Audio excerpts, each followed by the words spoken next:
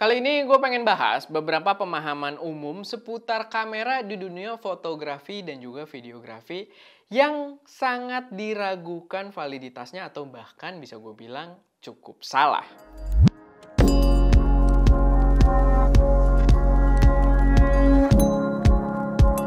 Halo semuanya, selamat datang di channel SM Media dengan gue Erwin. Dan pada video kali ini gue pengen bahas beberapa kesalahpahaman, pendapat-pendapat atau statement-statement seputar kamera mirrorless di dunia fotografi dan videografi. Yang gue harap ini bisa jadi membuka perspektif kalian juga, atau ya bisa jadi referensi juga dalam kalian mempertimbangkan kalau misalkan kalian pengen mulai mempelajari fotografi dan videografi. Tapi sebelum masuk ke videonya, gue pengen kenalin kalau kita ada preset Creature, hasil dari kita jalan-jalan keliling Indonesia di episode Creative Adventure. Jadi preset Lightroom ini bisa bikin foto kalian kelihatan epic dalam sekali klik aja. Cocok banget buat jadi starting point editing foto kalian. Totalnya itu ada 24 preset dan 6 diantaranya udah powered by AI yang bisa auto select subject dan mengatur warna berdasarkan selection tersebut. Dan kita udah coba juga nggak cuma buat adventure doang, buat street photography, portrait dan lain sebagainya itu juga bisa mengeluarkan warna yang epic.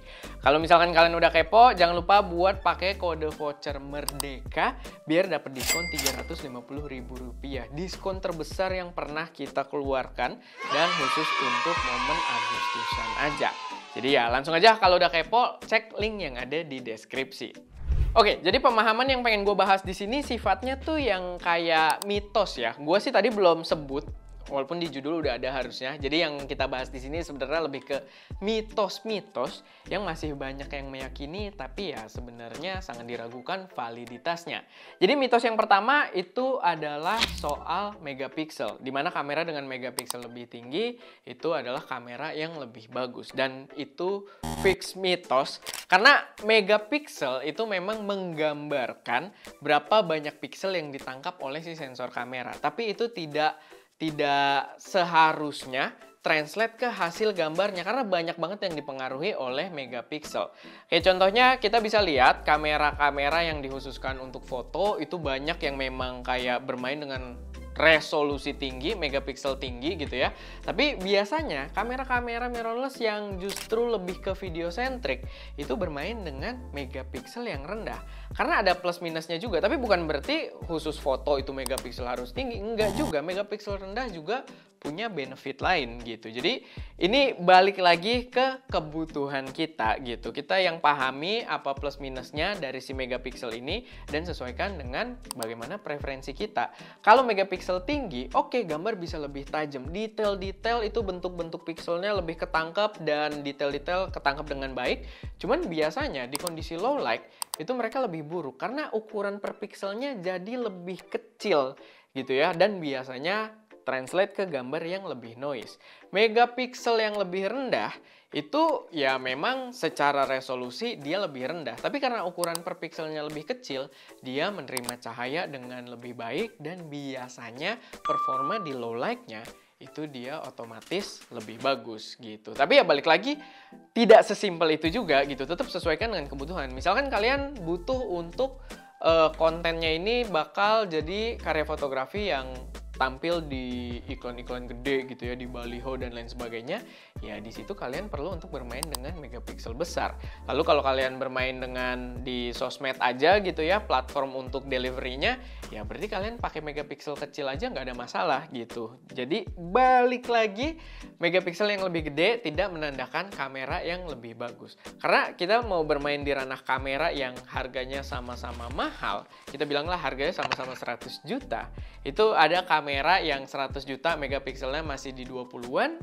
tapi ada juga kamera yang 100 juta itu di 60-an megapiksel gitu. Jadi ya balik lagi sesuaikan dengan kebutuhan kalian. Dan itu berlaku juga nggak cuma di kamera 100 juta ya. Kalian main di ranah-ranah 20 juta, 60 juta, 40 juta, ya di mid level atau low level pun ya kalian menyesuaikan dengan megapiksel yang sesuai kalian butuhkan. Walaupun memang nantinya kalau di entry level biasanya itu megapikselnya cuma beda-beda tipis yang nggak terlalu signifikan.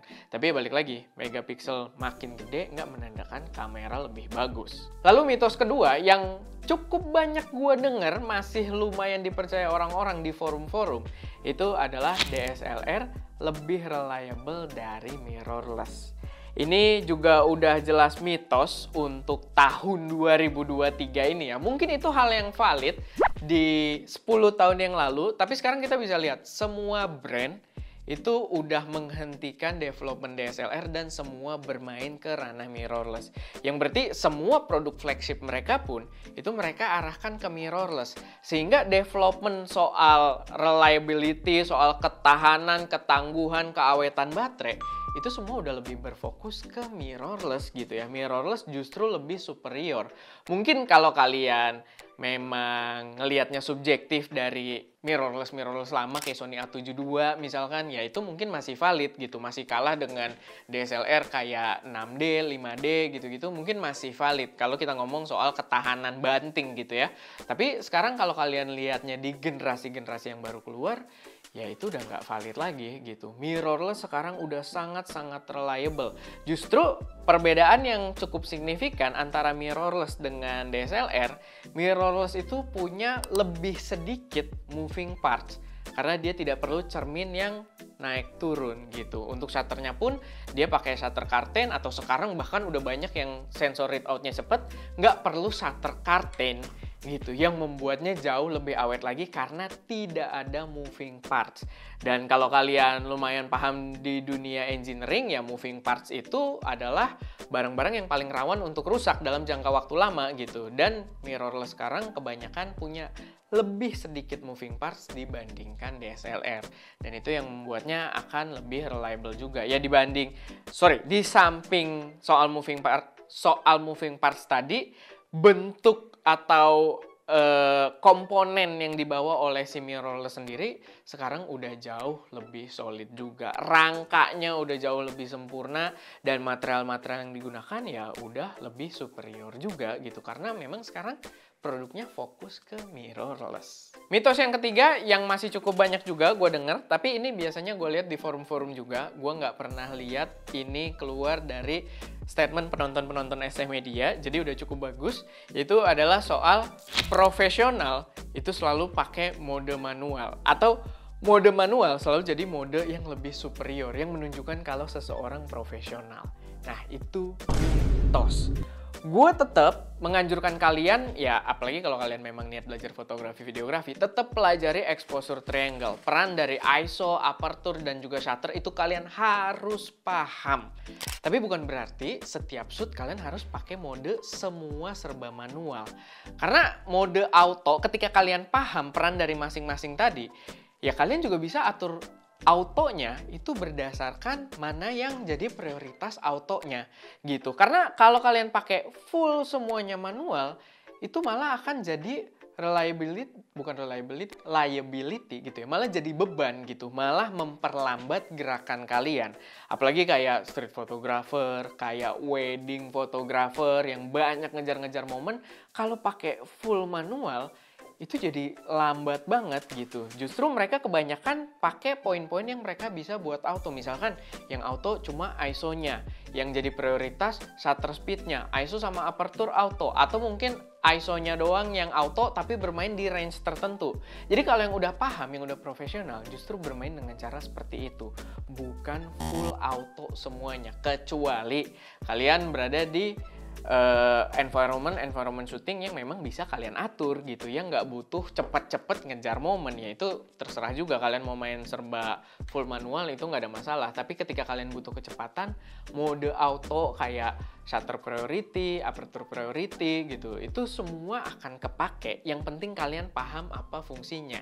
Bahkan ISO aja kayak yang tadi gue sempat mention juga, mode ISO auto itu hampir di semua kamera udah bisa kita atur range-nya. Auto 1, auto 2, auto 3. Oh, auto 3 ini main dari range 2400 sampai 6000. Auto 1 main dari ISO 800 sampai ISO 1600.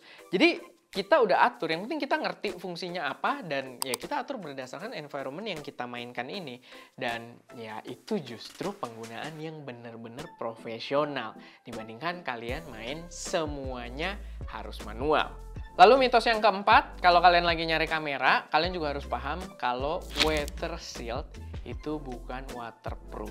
Ini adalah hal yang mungkin gue juga berasa bertanggung jawab ya, karena gue itu banyak ngasih contoh pakai kamera yang lumayan ekstrim, yang debunya sampai parah banget, bahkan gue kalau main di pantai kadang sampai kesebor. Tapi yang perlu kalian tahu, water shield itu tidak diciptakan untuk kameranya jadi waterproof gitu. Jadi beda cerita gitu ya. Kalau siling-siling untuk kayak water shield itu memang ditujukan untuk kayak debu-debu tipis, lalu hujan rintik-rintik.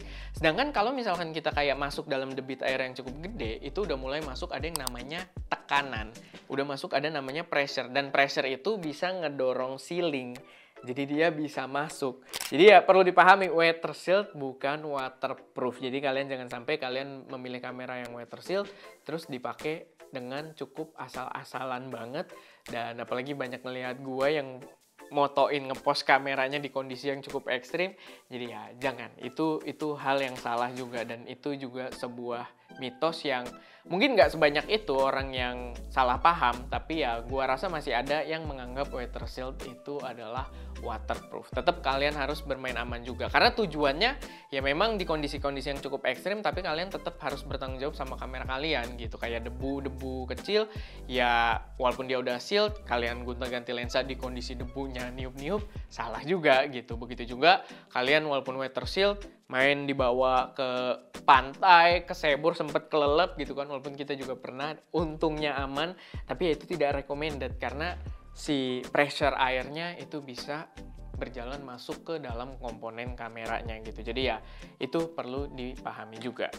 Lalu mitos kelima kita, yang berarti adalah mitos terakhir yang pengen gua angkat di sini juga, adalah soal penggunaan lensa dengan bukaan terbesar, lensa bokeh gitu ya.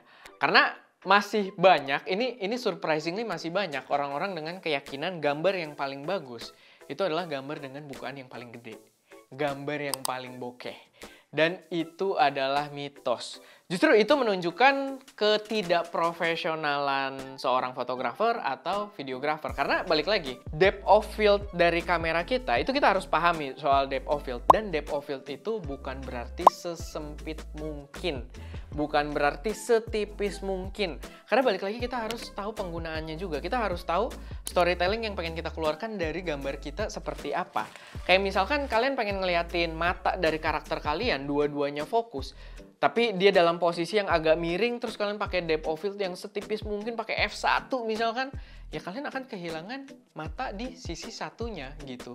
Atau bahkan orang-orang juga, ya kadang ini salah pengaturan juga gitu ya, dia mungkin pakai pinpoint untuk si focusingnya, bukan pakai eye detection, lalu karena depth of fieldnya sangat tipis, dia pinpointnya nempel ke hidung, matanya misfokus. Itu sering terjadi juga. Atau ya mungkin kita ngambil objek yang sebenarnya secara depth of field butuh depth of field yang agak luas gitu ya. Kayak contohnya mungkin mobil, kita pengen ngambil sampai sisi belakangnya itu in focus, tapi kita pakai bukaan paling gede, ya otomatis nanti fokusnya cuma di sisi lampunya doang gitu. Ke belakangnya mulai misfokus. Jadi balik lagi, tergantung kebutuhan kita seperti apa, kita harus pahami bagaimana cara depth of field tersebut bekerja dan gunakan sesuai dengan kebutuhannya. Justru nih ya, justru penggunaan bukaan terbesar yang overuse itu menunjukkan betapa pemulanya seorang fotografer dan videografer gitu ya. Betapa obses mereka pada bukaan besar. Dan itu ada namanya ternyata, yaitu adalah bokeh obsession. Yang gue baru cari-cari tahu juga ketika gue nyari soal topik mitos yang pengen gue bahas. Oh ternyata ada namanya juga, bokeh obsession. Dimana itu bukan hal yang tepat juga gitu. Jadi penggunaan lensa dengan bukaan yang paling besar, oke itu kemampuan dari lensanya, tapi bukan berarti kita harus shoot selalu pada bukaan terbesarnya gitu. Karena ya balik lagi kita harus bisa menyesuaikan komposisi di dalam gambar kita. Oke, paling itu aja sih beberapa mitos yang pengen gue sampaikan di sini, yang mungkin bisa jadi perspektif buat teman-teman semua, yang mungkin kalau masih ada yang salah-salah paham bisa ya tercerahkan, atau mungkin teman-teman yang punya pendapat kalian sendiri atau mitos yang kalian tahu yang perlu untuk diluruskan juga, silahkan taruh aja semuanya di kolom komentar, karena ya mungkin bisa bermanfaat juga buat teman-teman yang lain. Oke, paling itu aja. Mulut gue sampai kering ya, luar biasa juga. Tapi ya semoga videonya bermanfaat. Gue Erwin, di belakang kamera Daska, dan jangan lupa untuk berkarya.